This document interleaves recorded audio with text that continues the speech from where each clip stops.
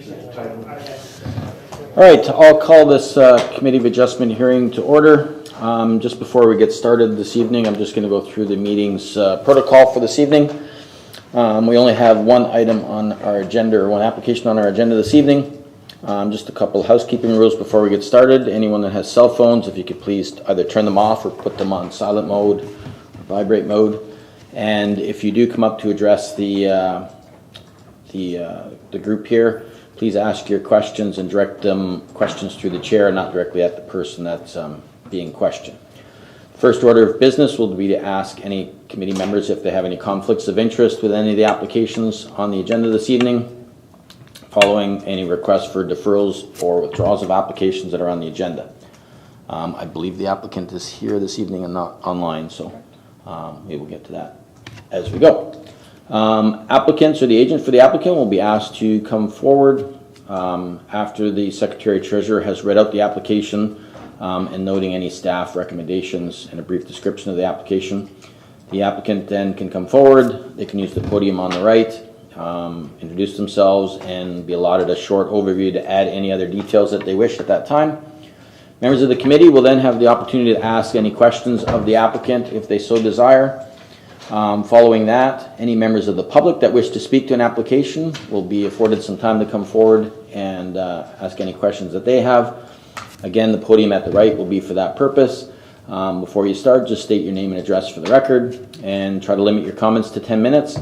And all questions or comments pertaining to that application must be asked in that time frame. Persons making the presentation will not necessarily be allowed to return again to speak to the same application. Following all comments from the public, the applicant will be afforded some closing comments if desired. The committee will then present a decision in the form of a motion. The motion may be discussed and voted upon. If a vote is tied, a motion will be defeated and a new motion will be made. If a motion is defeated, new motions will be made until a decision has been reached.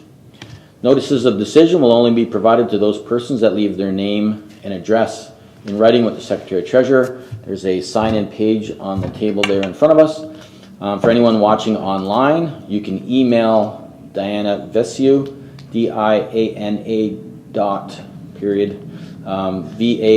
at portcolborne.ca, or you can call 905-835-2900, extension 204, immediately following the hearing, and leave a message. It should also be noted that in order to be kept apprised of any possible Ontario Land Tribunal hearings, persons must request and be sent a copy of the committee's decision on an application. So with that, that's the protocols for this evening. I will ask if anyone has any conflicts of interest this evening. Not seeing any, and we only have one application. I'm assuming they're don't want to withdraw their application or defer it. Not seeing that. So with that, Madam Secretary, the first application, please. Thank you, Mr. Chair.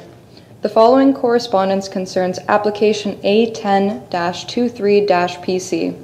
In the matter of the Planning Act RSO 1990 CP13 as amended and sections 2.22A and 17.5F of the City of Port Colborne zoning bylaw 6575/30/18 as amended, and in the matter of the lands legally known as Concession 3, part of Lot 11 in the City of Port Colborne, located in the agricultural zone, municipally known as 2710 Brookfield Road, and in the matter of an application by the applicants Catherine, David, Tyler, and Samantha Melnyk for relief from the provisions of zoning bylaw 6575/30/18 as amended under section 45 of the Planning Act RSO 1990 CP13 to permit a reduced minimum distance to adjacent dwellings for the purpose of operating a dog kennel, notwithstanding the following. Number 1, that a minimum distance of a structure to a municipal drain of 8.9 meters be permitted, whereas 10 meters is required. Number 2, that a minimum distance to adjacent dwellings of 143 meters be permitted, whereas 160 meters is required. A notice of the application was circulated to the public on April 19th, 2023, and the required agencies on April 11th, 2023. As of today, the following comments have been received. No objections from the fire department nor the engineering technologists were received. The drainage superintendent stated, although the zoning bylaw indicates that all structures are to be 10 meters from the top of the bank, the working side of the drain is from the south bank. The existing structures predate the zoning bylaw, and the existing structures are grandfathered in. It is a preference that any new structures are not within the 10-meter setback. However, as previously stated in this case, the working side of the drain is the south side. It is not foreseen at this point that the maintenance will need to happen from the north side. The Niagara region stated, the Niagara official plan requires the completion of an environmental impact study when development is proposed within 120 meters of a key natural heritage feature. Regional staff recognize the subject building is outside of this 120-meter setback, and the application does not propose any development or site alteration. Regional staff have no objection to the minor variance. The subject property is also located within an area of archaeological potential. However, as no development or site alteration has been proposed, regional staff offer no archaeological assessment requirements.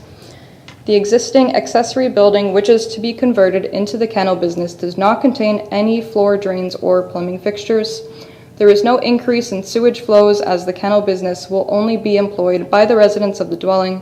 Therefore, private sewage system staff has no objection to the application, provided no washrooms or floor drains are installed within the kennel building.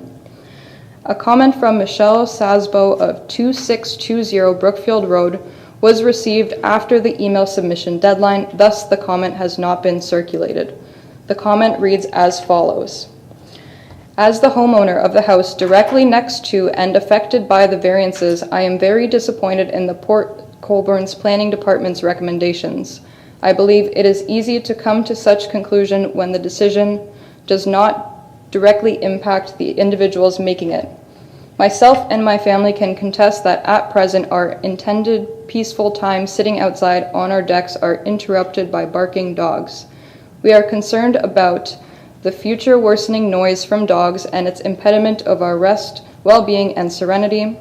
Smells from the dogs and their excrement due to the absence of drainage and plumbing fixtures in the building. Our future plans for development of our own property, increased traffic and potential for accidents, and with our valid concerns, Port Colborne's Planning Department's previously determined provisions established with much hard work, time, and money, and research in development, together with the fact that this proposed kennel has 20 acres of land to navigate with. Why are special considerations being made at our expense? We are Niagara-born and raised taxpayers. We just built our dream home as a result of our house fire. We lost everything. Please help us not lose any more. Our peace, safety, wellness, and serenity mean the Lord to us. We humbly ask for your kind considerations in request the disapproval of the neighbor's request. Respectfully and sincerely, Michelle Sasbo and family. Given the information in the planning report regarding application A10-23-PC, planning staff recommend application A10-23-PC be granted for the following reasons. Number 1, the application is minor in nature. Number 2, it is appropriate for the development of the site. Number 3, it is desirable and in compliance with the general intent and purpose of the zoning bylaw. Number 4, it is desirable and in compliance with the general intent and purpose of the official plan. And that concludes the correspondence of this application. Thank you. Is the applicant here this evening, or the agent for the applicant? Can you please come to the front there?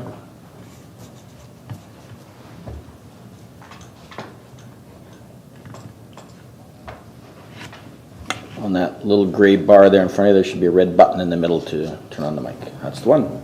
Is there anything further you'd like to add at this time? No, there isn't. Thank you. Please.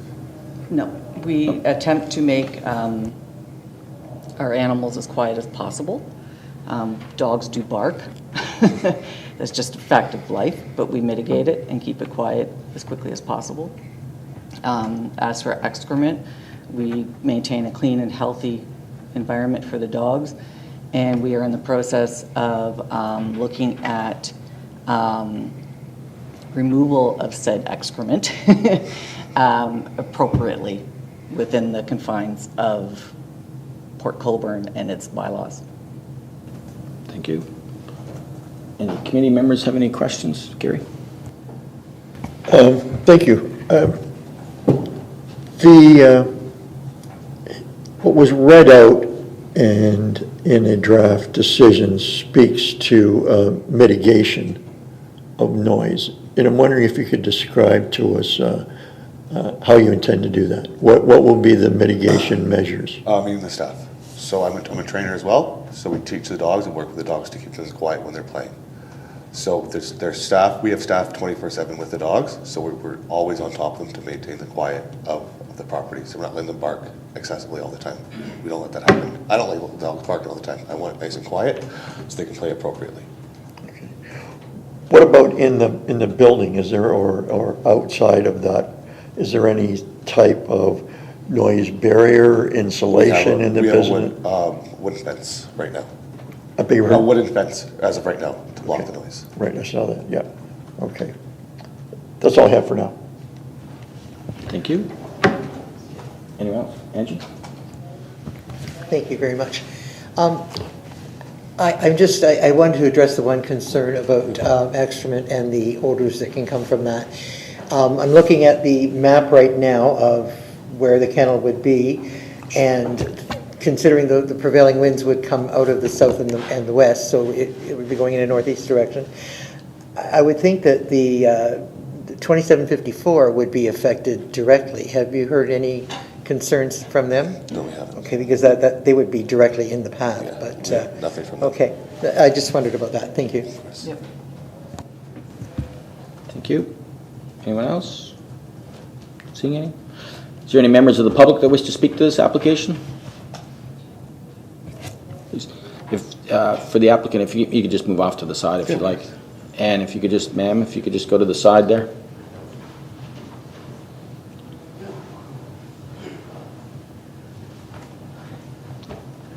Just your name and address for the record, and the floor is yours.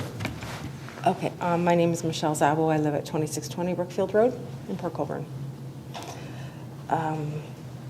Well, thank you, Diana, for reading my email. I do have concerns as stated. It's just very sad that we have to deal with this and what potentially we could have to deal with. Two of my children actually were part of the rescue dogs on Montmorose Road, which initially started off well as well. Things happen, right? So we're concerned about where this could go and where it is going. And in terms of sitting outside, we hear dogs barking. We moved to the country from the city. We came from Welland, Niagara taxpayers, Niagara born and raised, to have that peace and tranquility. Things happen, and I understand, and I would want to try this myself as well, being in the position they are. But knowing that there's 20 acres to deal with, it would be nice to come up with a happy medium.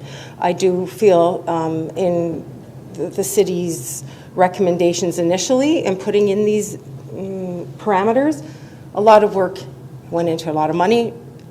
Why are we changing it now? Why? It's there for a reason. I don't know the reason, but it was there for a reason. And the question posed earlier about 2754 property is Finish Line Enterprises, if I'm correct. It's a business that sandblasts and are inside. They wouldn't have anything to do. They wouldn't be sitting outside at nighttime, if I'm correct, and I apologize if I'm wrong. Also, this 24/7 staff we're talking about, in some correspondence, it does indicate that the family's going to be that 24/7. And if I'm correct, there's maybe 5 family members.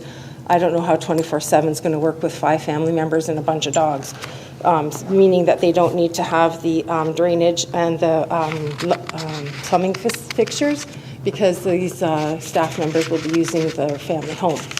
So I don't understand how that's going to be feasible. And the mitigation of noise, that fence isn't working.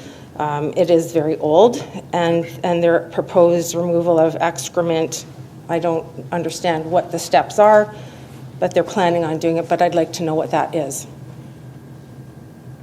I think that might be it. Do you have anything? Yeah, if I may. I'm Zach Sabo at 2620 Brookfield Road. One of my concerns is traffic flow. Just not too far up our road, there was a young boy that got in an accident, and there's a memorial site there for him. And throughout our experience living at Brookfield, there's been many accidents at concession 2 or second concession along with Brookfield. It's very, very fast paced, a lot of speeding. And yeah, I just wonder, I guess the question is if there are any necessary qualifications or training to have a kennel, and what number of staff is needed for that. Thank you. Okay, thank you.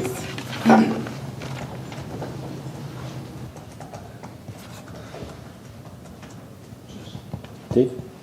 Just a quick comment, question. And I don't know if you realize this or not, but the land is zoned for the use. You can have a kennel on this property. That's not what we're here for. We're here for a couple of minor variances because they don't have the setback of the big building where the kennel is going to be and the separation from the kennel to the house, their house. The use is permitted, so we're really not arguing about the use. Kennels are allowed in that area. So it's a legal business that they're going to start. They don't have to come and ask permission to have a kennel where they're going to put it. They're only asking for minor variances because of where the buildings are situated. That's all they're asking for. So I know you might not like to have a kennel beside you, but it's legal to have it there. And the only reason that we're here is because of the minor variances that they have to get in order to have the kennel. But the kennel it's a legal use on this piece of property. So that spot. Yes, that spot. On the entire property is zoned agricultural, and a legal use on agricultural property is a kennel. So they can have it on their piece of land, if I'm not mistaken. Are we allowed to address you guys from here? Well, you can go back. So we're not arguing about whether the use is compatible. It's just the building's on the land. Sorry, Just, if you can, just the button again, please. Okay, sorry, I think I'm understanding, but if I'm correct, that the building itself is too close to ours. So that's why it's legal, but not where it is. To our home. Yes, to our dwelling, where we live in. That's the second variance there that they're asking for. It's the minimum separation distance. I thought it was on their residence. I didn't realize your house was that close to them. When I went out, I didn't realize your house was that close to them. When I went out, I didn't even see your house. Oh, yeah, you would. When I was at the Yes. property, when I was on their property, I couldn't see your house from where they were. Right. Sorry. That's a thing too, when I take my dogs out, I can see my neighbors, they have a fence, but I see them and their building and their dogs. And yeah, I just question too, if we ever, like, we do have thoughts and plans to develop further by our barn, which is it's close to them, and I wonder how that would impact us in the future. So if we wanted to develop another building or an Airbnb or something along those lines, what's going to come up for us when this passes for them, if that makes sense? And Go ahead. sorry, with all due respect, we do have a good working relationship with our neighbors. As far as I understand, I think they would agree. During the power outage at Christmas, we all worked together to make sure there was enough gas for generators and actually helping filling basement and stranded people in the road. We were there, and they are there for us and helping us when I had issues with my dogs. They were there to help us out if we wanted to. My concern, I'm owning my side of it, And my side is I want to protect what we have, what we've worked hard for. If I was them, I would understand and want to try to push this forward as well. But keeping an open mind that there would be 20 acres to work with, I'd have to be open and willing to do what I needed to do, knowing that was the hope in them moving here is what I was told, was that they wanted to do this. They do have 20 acres to work with. And they do have like deep land too that could go way back that it wouldn't Affect impact anybody. anyone. I guess without getting into a big discussion, even if they were to move their kettle to the limit of 160 meters, and they built it right there, they wouldn't need the variance, and the same impact would be on your property as what they're asking for now. So whatever you have, the minute you try to do something on that side, you'd still have an impact. That same minimum separation distance comes into play either way. So whether they moved it within the limit or they don't, the development, the minimum separation distance calculation, and correct me if I'm wrong, works both ways.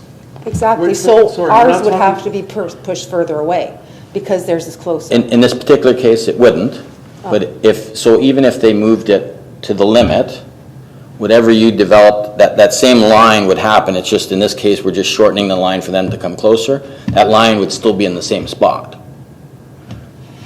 is what I'm saying. So the impact would basically be no different if they moved it Okay. right to the limit. That's all I'm saying. So, you know, not But given to that get... fact, there's Yeah. also many variables that could come into play. If they're going to 100%. have to rebuild, they may want it somewhere else. And then that's better for both of us, potentially. Anything's potential.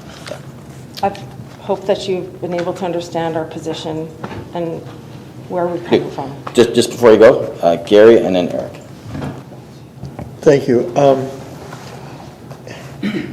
I'm assuming, in this case, you're the adjacent dwelling.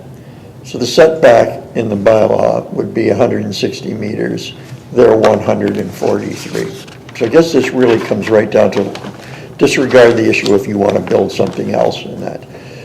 That you believe that, so this is really a noise and an excrement issue, is that fair to say? That is, I think it's a concern for like dog safety too. And safety. Our dogs and their dogs and.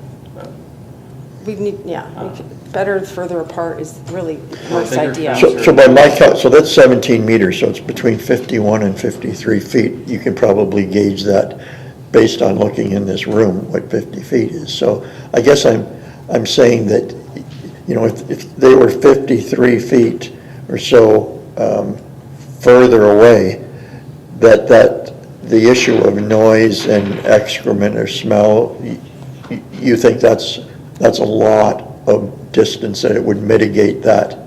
Well, it will certainly completely. help. Well, it would give space for them to buffer it better than a falling over fence. Well, when you say to buffer it, what do you mean by that? They're putting an artificial buffer in? I don't know, like a taller fence, trees, noise cancellation. Well, if they were, what I'm saying is that they were 53 feet away, they wouldn't have to do anything. Then we could, I suppose, if we needed to. Either way, I'm just saying, if you can kindly put yourself into our position. Sure. Niagara born and raised, taxpayers, dream home. Okay? These things are in place for a reason. There was a lot of work that went into them. A lot of work, I'm sure of it. Because I'm on committees, and just a little thing that you want to put a motion towards, boy, can fire be raised about it. It took a long time for these to come into place, and there is a reason, and I'd like them to stay. Thank you. Thank you. Yeah, through you, Mr. Chair. Looking at this, we got a balance, right, between the applicant and those that are speaking on the application, the residents, and I understand the intent of putting it in an existing building. It has a cost-effective, monetary effectiveness with it. And then the real question comes down to that, what Member Bruno was saying about the 17 meters and really how much of an impact that has regarding the noise and potential smell. So I guess my question will be to the planner. That 17 meters, I mean, if you're 17 meters away from me, I'd have a lot harder time hearing you than if you were, at 17 meters were taken up. So what potential mitigation measures can you think of in your expertise in planning that can maybe help with the noise aspect? Sure. Through you, Mr. Chair, to Member Beauregard.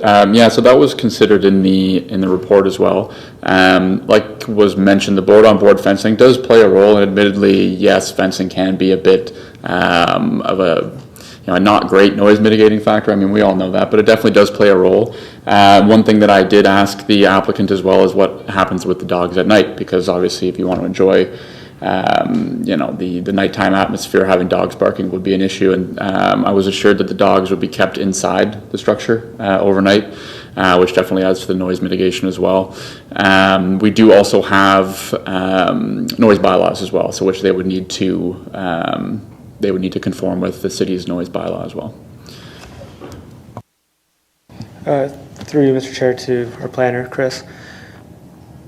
Did building comment on anything like in regards to the actual building and any requirements for a kennel? Through you, Mr. Chair, no, building did not, mainly because no new building has been proposed. Okay, but I guess as the use is changing, right, there may be specific requirements for a kennel. I'm not sure if there are.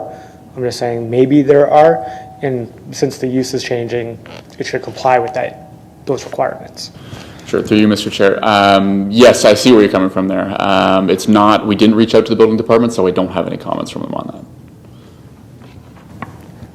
that. Okay, and I guess the last question would maybe be to the applicant. Is that okay? All right.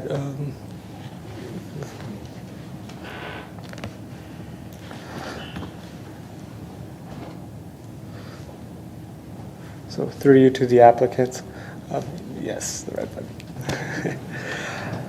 Based on the information you provided so far, it sounds like you're training these dogs. So are they more like puppies? Is that what you're? Well, I'm a trainer as well. So we do daycare, boarding, training. But I do a lot of mobile training. So I go to people's houses for training. I don't bring people onto the property for training. Okay. And just curiosity, like how many dogs are you expecting to have in this kennel? When we were in Mississauga, we averaged about 30 dogs a day. For daycare. For daycare, yeah. And are you expecting the same amount? We hope so, but it depends on the need here. Okay. Through you to our planner, are there requirements in the amount of dogs by any chance that are permitted in the kennel in? Through you, Mr. Chair, to my recollection, no, there is no limit on the number of dogs in the zoning bylaw. Okay. I'll just leave it at that. Diana, you had a question or comment? Through you, Mr. Chair, just to jump in, we do license kennels, as I'm sure you know. Okay, perfect. Well, so our licensing clerk does handle licensing of all kennels, so we could follow up with her regarding what requirements she has in order to maintain that license, if there are any for such a business. And I know, Gary, you had a question. I'll go to you first. Well, I was kind of following along this line that because we don't have comments from building, because we don't know what the limits are from licensing, perhaps we could build that into the recommendation that that if the application were to be approved, it would be subject to licensing requirements of the City of Port Colborne and an inspection by or a review. I mean, we're here. We probably should have had the review first, but we don't.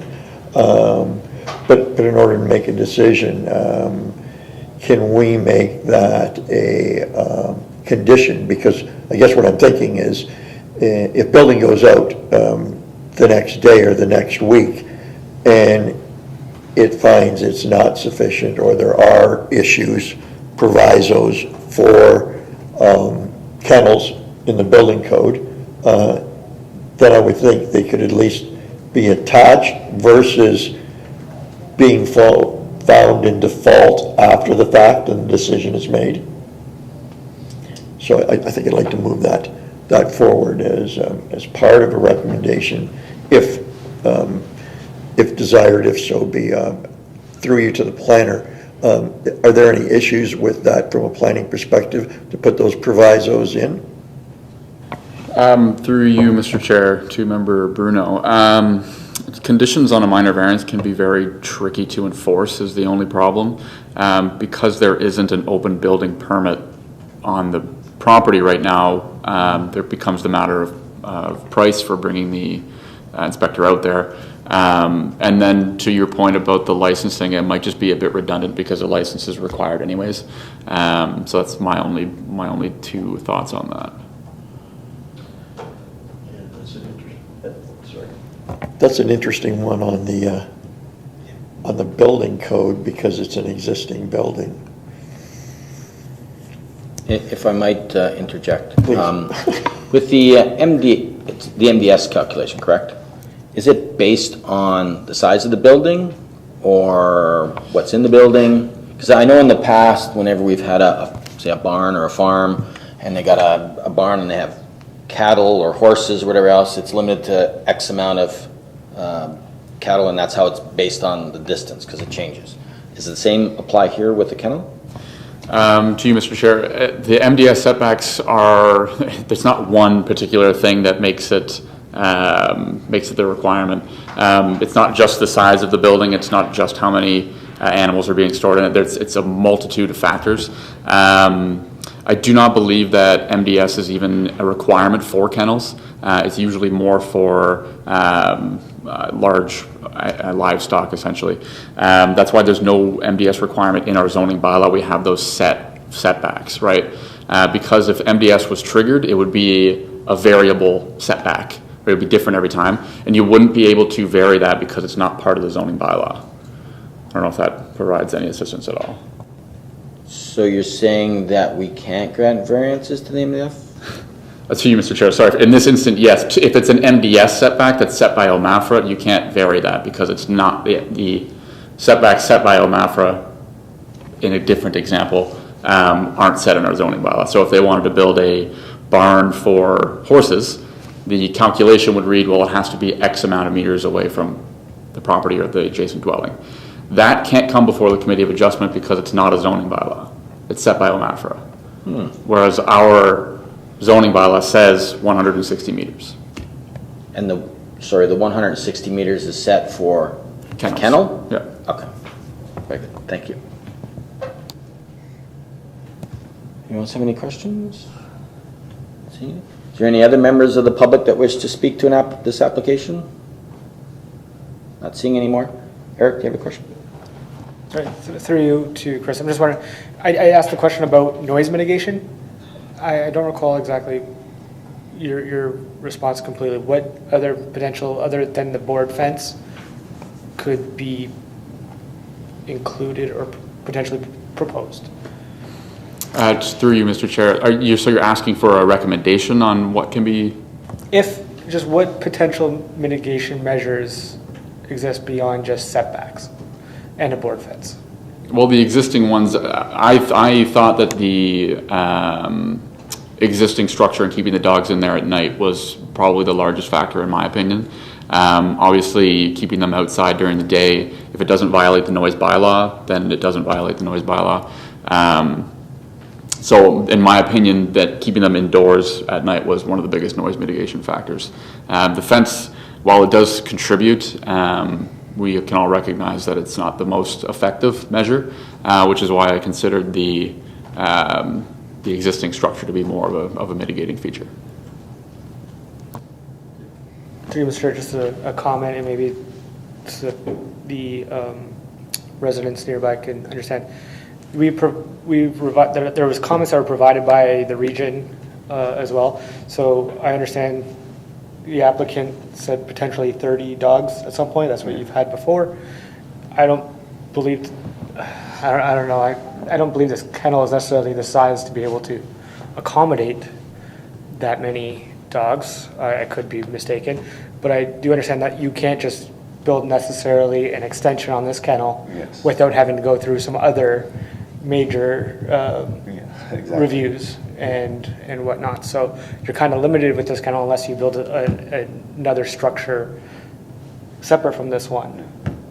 And that is the plan in the future, as the business, if it grows, we would want to move it farther into the property and away from that area and develop it that way.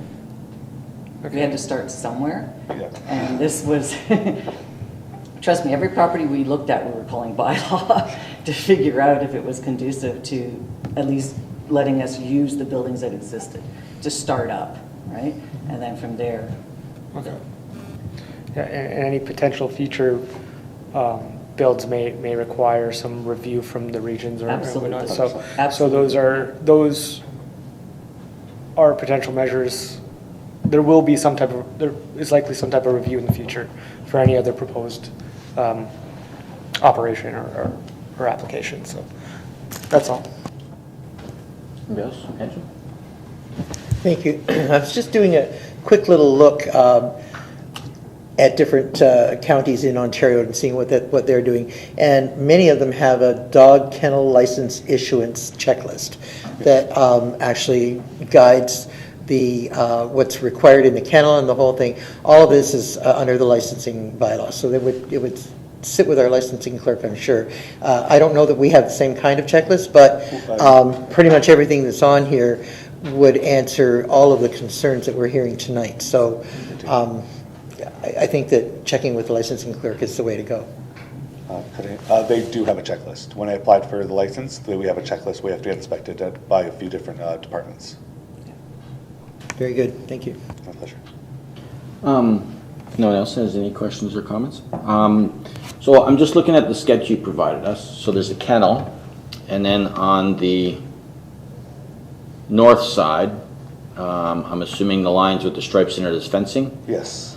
So that area to the north, you'd propose to have, that would be outside and you have dogs running outside there? No, they'd be in the fenced-in area. But you wouldn't have any dogs in that area? Are you referring to the back of the property? Like Well, it outside would of be, the- it would be the side, so like I say, it would be towards the lake side of your property. The north, sorry, the south side of the the kennel. parking lot area, like the front, because there's. Well, I'm looking at your sketch, and like I said, you don't have a north pointing on your sketch, but the sketch I have is obviously, oh yeah, sorry, you do. Yeah, so it's to the south. To the south of the kennel area, there's a fenced area. You have an area to the west, that's a fenced area. And then it looks like then your pool and another storage barn.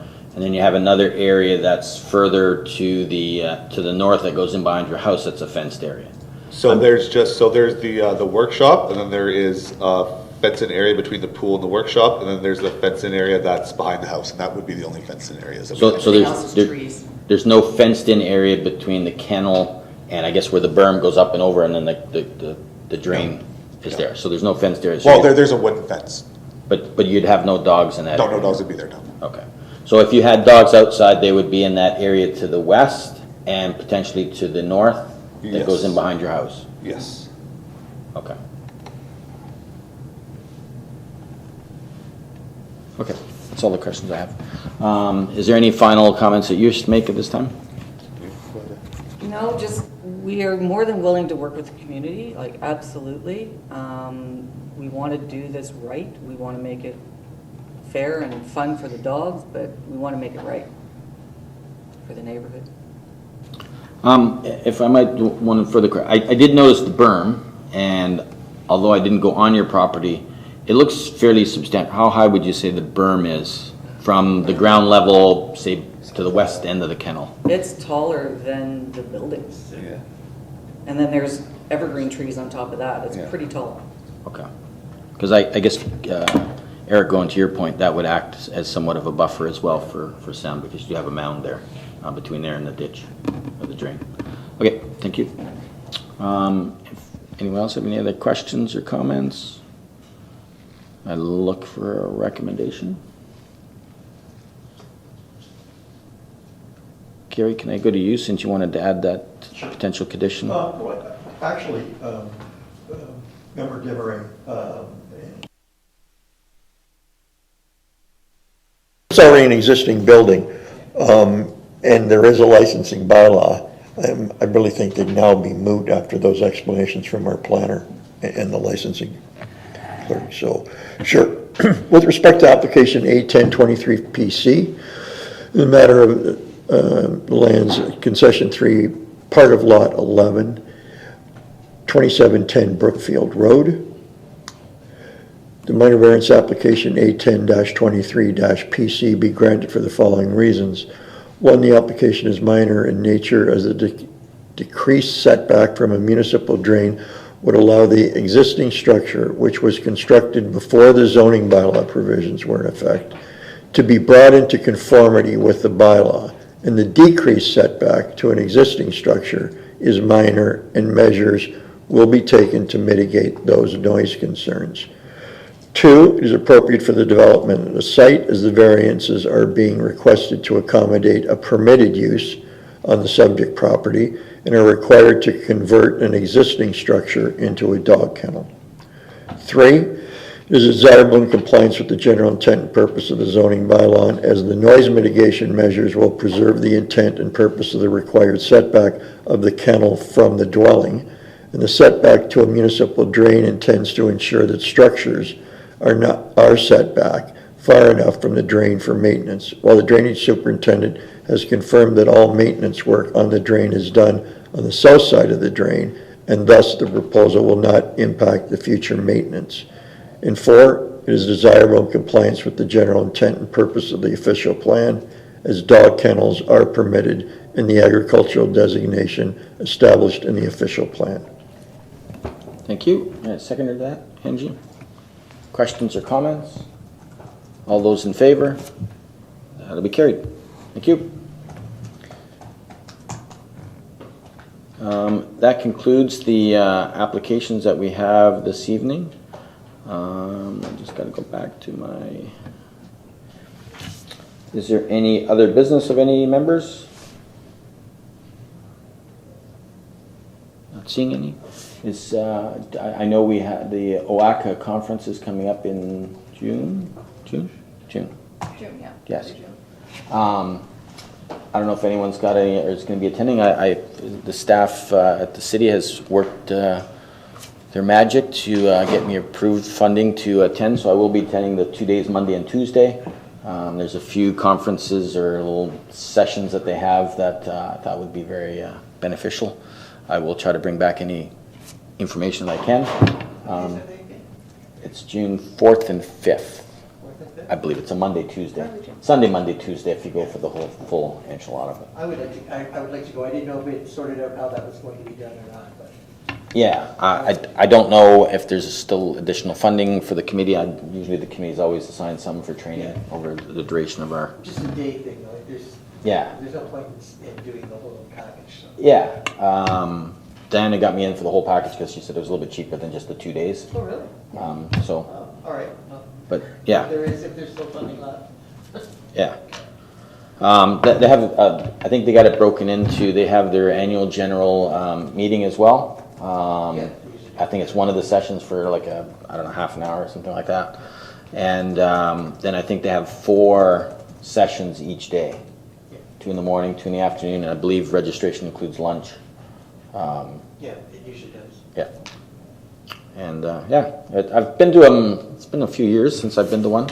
But they're usually pretty good. They're informative. They're put on by people that are involved with communities adjustment or legal people that are involved with planning and so on and so forth. But I've always found them good. You meet other committee members that are there, so you can kind of share your experiences over time. But yeah, it's usually a pretty good day. So with that, if there's no other business, minutes from our April the 12th meeting, can I move her in a seconder for that? Gary and Eric, any questions or comments? All those in favor, that'll be carried. And with that, I will consider our meeting adjourned.